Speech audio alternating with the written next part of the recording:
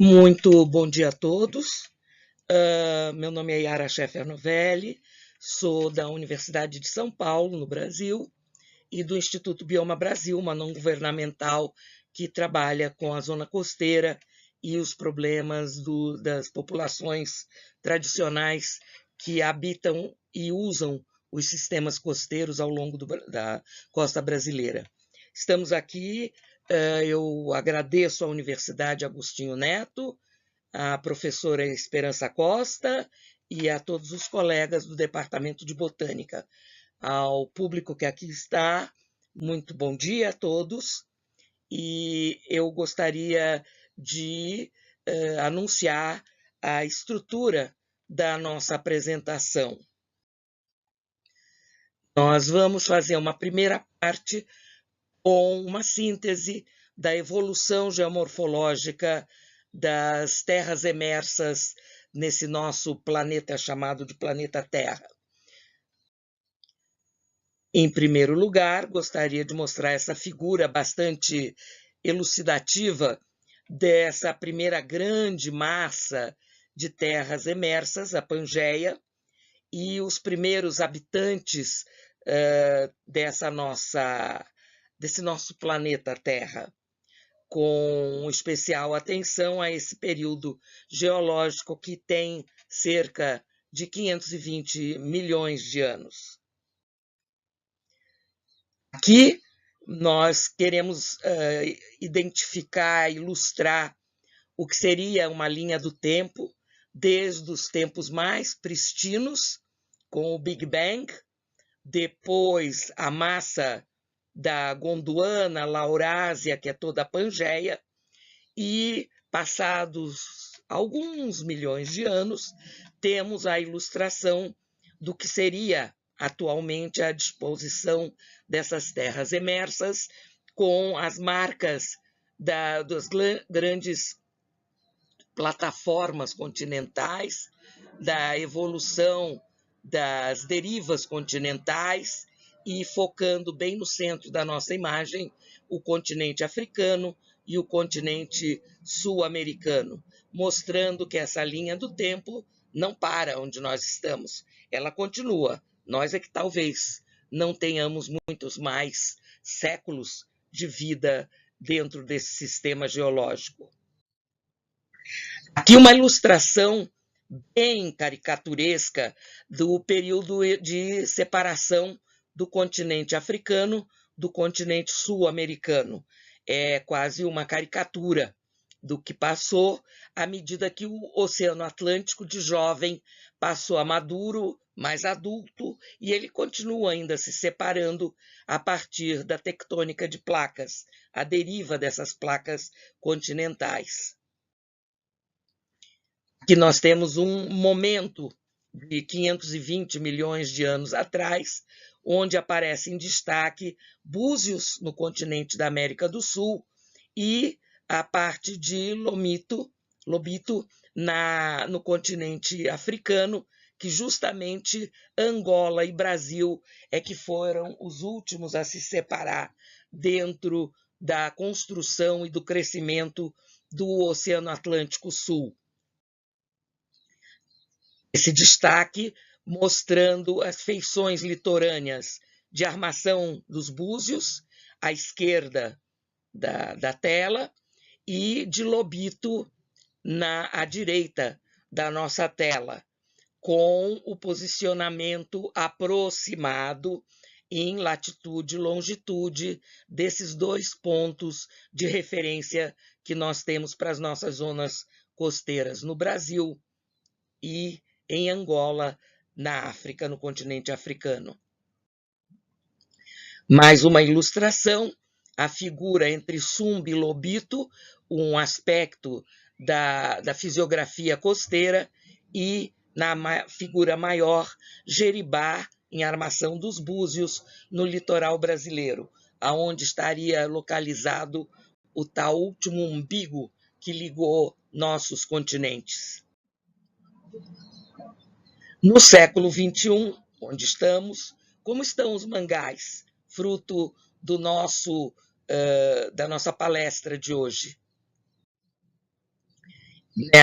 nesse mapa, mostrando as zonas úmidas ao longo do litoral ocidental do continente africano e, em destaque, Angola, com as áreas verdes representando as zonas úmidas costeiras deste país. Neste esquema, aumentando o detalhe de Angola, aparecem as áreas de mangás, a diferença entre 1980 e 2006. E a terceira coluna desse nosso histograma seria a área média entre 1980 e 2006, uma área bastante pequena em relação a alguns outros países da África Ocidental. Esses dados vêm da figura 2 deste trabalho que eu estou dando especial destaque nesta figura. Esse próximo diagrama, histograma, mostra as áreas de mangás protegidos na parte ocidental do continente africano e, no primeiro em destaque, Angola. Isso mostra que há uma reduzida área de mangás protegidos em termos do país onde estamos. Numa tabela, ainda do mesmo trabalho científico, da mesma publicação, mostrando os diferentes tipos de impactos negativos que atuam sobre diferentes áreas de manguezal, os mangás, no litoral ocidental do continente africano. A primeira coluna sobre a parte de conservação de pescado, onde, em termos de Angola, o impacto é considerado muito baixo. Também de construções na área costeira sobre áreas de manguezal, também um impacto muito baixo. A terceira coluna, obtenção de material para cozinhar, preparação de alimentos, também considerado um impacto negativo baixo. Em termos de produção de sal e cultivo de arroz em áreas de manguezal, para Angola, não se aplica esse tipo de impacto. Urbanização, já vemos um impacto considerado não muito baixo, mas sim baixo. Porém, a última coluna mostrando a exploração de petróleo em áreas de mangás no país Angola, já considerado um nível de impacto alto. Considerando o mesmo trabalho em seu resumo inicial, vemos que para qualificar o declínio das áreas de manguezal no continente do centro-oeste africano, nós vemos que há uma falta de objetivos de gestão e considerando também a falta de uma valorização da sensibilidade das pessoas e do poder administrativo sobre o real valor do ecossistema manguezal. E destacando ainda falta de estratégias adaptativas para evitar a continuidade do declínio do ecossistema manguezal nesse setor do litoral ocidental africano. Passando à parte 2 da nossa palestra, da nossa apresentação, vamos abordar especificamente o foco do convite que recebemos para aqui estar neste dia de hoje, participando da Conferência Internacional sobre Biodiversidade. Recuperação das áreas de mangás. E como recuperar os mangás? É possível? Sim, é possível. Vamos aqui trilhar um caminho bastante técnico e sintético para a apresentação à nossa crença de que sim, é possível recuperar os mangás. Em primeiro lugar, ver a viabilidade de campo. Estamos no campo, em áreas que já foram de mangás e que hoje em dia, por algum tipo ou algum conjunto de impactos, eles foram perdidos. Então, em primeiro lugar, ver a amplitude das marés, como aqui esquematizamos do lado esquerdo, são marés para aqui Angola, tem uma tábua de marés e tem um site muito bem estruturado, os nutrientes que nós temos presentes, a energia das ondas que atuam sobre essa zona costeira, disponibilidade de água doce, energia solar, certamente não há de faltar aqui na costa de Angola, e do lado extremo direito desse gráfico nós temos o ecossistema manguezal, que se beneficia de disponibilidade ótima de energia solar, amplitude de maré, disponibilidade de água doce, pouca atividade de ondas, áreas protegidas. A área ser recuperada, nós temos que saber por que morreram as árvores de mangue. Houve uma alteração do hidroperiodismo, isso quer dizer, houve barramento de águas, houve reestruturação de curso de rios, houve falta de aporte de água doce, algo interrompeu essa disponibilização de água doce? Tem presença de tensores? Vimos já que algum qualificativo para tensores, nós temos a exploração de petróleo junto às áreas de manguezais. Alguma outra coisa diferente que possamos identificar? Ainda cada área é uma área, cada manguezal é um manguezal. Essas perguntas terão que ser feitas ao longo da costa, onde tínhamos manguezais, ou onde queremos reativar esses manguezais. Cada área vai ter que ser perguntada. Tem áreas preservadas de manguezal próximas? Podemos observar recomposição, regeneração, que são processos naturais ocorrendo nesses mangás? Haveria necessidade de plantar novas, trazer propágulos ou plantas de mangue para esses locais? Quais são as espécies locais? Sabemos que existem 3 espécies locais típicas de mangue: o mangue vermelho, o mangue branco e o mangue preto. Tem transporte de propágulos possível de outras áreas para cada uma dessas que nós queremos recuperar?